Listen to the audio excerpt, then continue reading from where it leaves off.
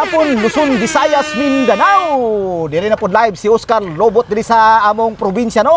Gani nakita nato diri busy ang mga katawhan diri kay umalabot na pod ang Nalyagan Festival. Sa balitang panahon, abigyud kainit kay diri sa among probinsya. Gani kaning akong himutangan karon, daghan pa ni kahoy karon nangawala na nangalaya na tungod sa kainit sa panahon. Sa balitang panahon no, live gihapon gikan dito sa Buanga sa Tubod, Lanao del Norte. Boy Butitok. Ayo sa daw pa ko na magbalita, nausa naman eh. Bugat mo kay boss. Usam ka miskin TV boss. Gipa uban ka nako kay makatabang ka nako. Usa man ni nga. Di na ko boss. Ikapoy ka. Ada lang ko atagi TF. Gamay na lang imong sweldo karon. Dili ka ni babag sa tong balita no si Butitok live sa Tubod, Lanao del Norte. Tubod. Go ahead sa imong balita.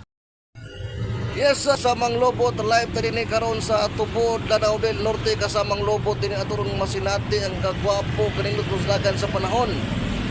Sigon sa ato nga nasayran kasamang lobot nga moabot na gini siya og 1,000 degrees Celsius ang dagan dinhi sa kainiton sa panahon. Mao nga gina-require gyud ato nga mga tawo nga kanang kasamang lobot kinahanglan gid sila magdala og pinakabaga gyud kaayo nga raincoat.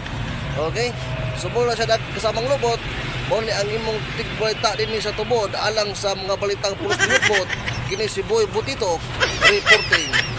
Daghang salamat kasamang Butitok. Amping mo diha tungod sa kainit sa ilang panahon daw dito, makaluto na og dinungag ang kainit sa Tubod, Lanao del Norte.